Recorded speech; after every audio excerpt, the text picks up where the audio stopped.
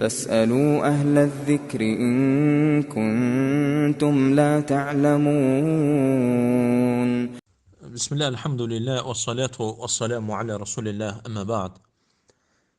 Qardaşlarım, xəstəliklərin çox yayıldığı və xəstələrin çox olduğu və bütün dünyanı xəstəliyin bürümüş olduğu bir vaxtda qardaşlarıma və müsəlman olan bütün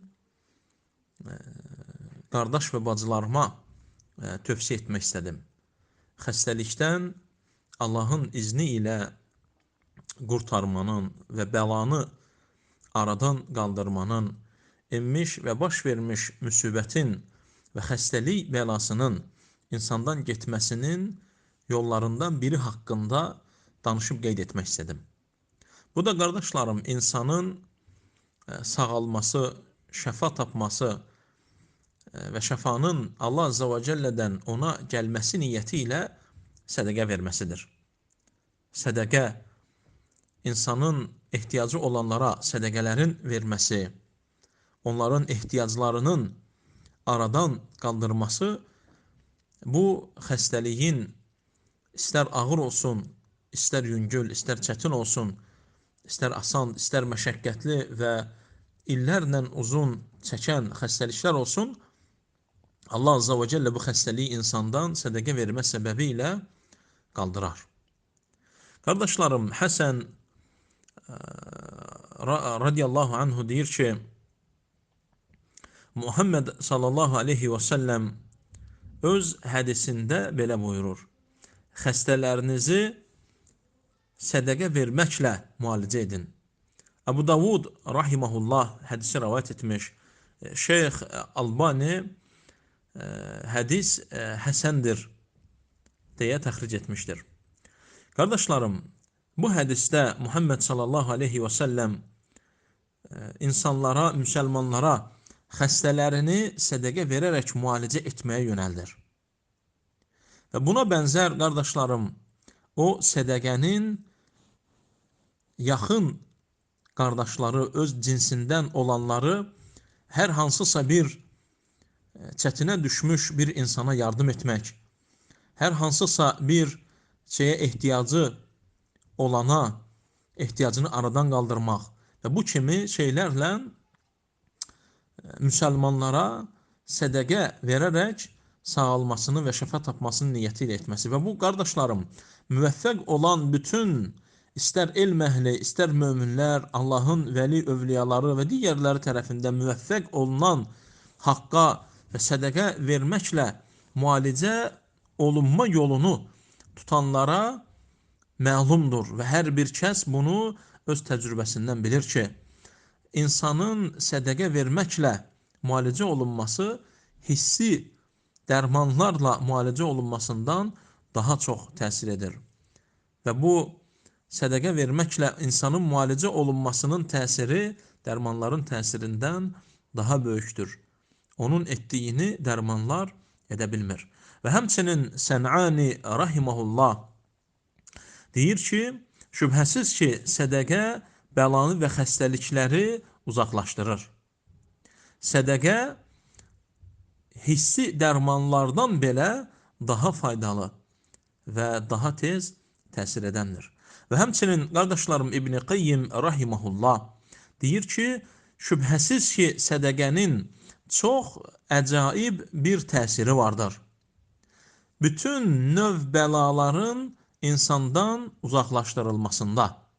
Sədəqəni verən istər facir olsun, istər günahkar olsun, istər zalim olsun, hətta kafir olsa belə, Allah Azza və Cəllə onun sədəqə vermə səbəbi ilə ondan bəlaların bütün növləri ilə uzaqlaşdırar.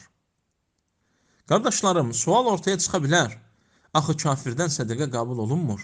Qardaşlarım, kafirdən əməl olaraq axirətdə ona fayda verəcək bir savab qəbul olunmur.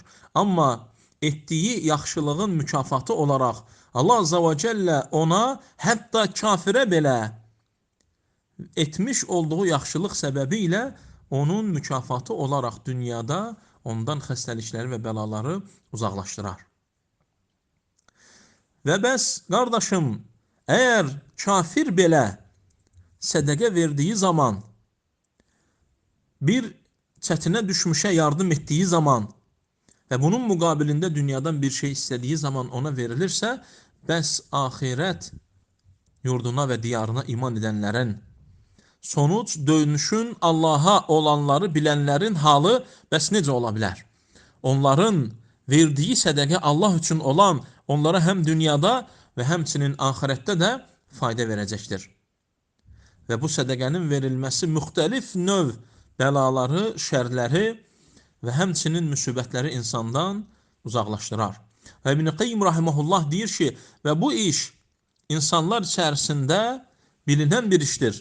İstər fərdlər arasında olsun, istərsə ümumilər arasında, sıravilər arasında olsun. Bunu alimlər də bilir, bunu sıravi müsəlmanlar da bilir. Və bütün yer üzərində olan insanlar bunun təcrübə olunduğunun şahididir və bunu görməkdədirlər və bunu bilməkdədirlər. Və həmçinin qardaşlarım İbn Hac rahimehullah deyir ki, insanın sədəqənin verməsi xəstənin halına qayıdır.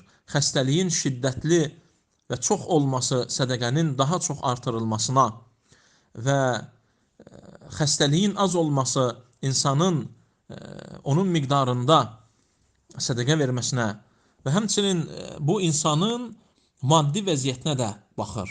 Əgər insan zəngindirsə, zənginliyinin miqdarında özünə düşən halının və sədəqə verəcəyi miqdarda kasıbdırsa, yenə də özünün sədəqə vermə miqdarında verməlidir. Və niyyət həm xəstəlikdən insanın təmizlənməsi, bəlaların dəf edilib gedilməsi və həmçinin axirətdə də Allah Azza və Cəllənin razılığının qazanılması üçün olmalıdır.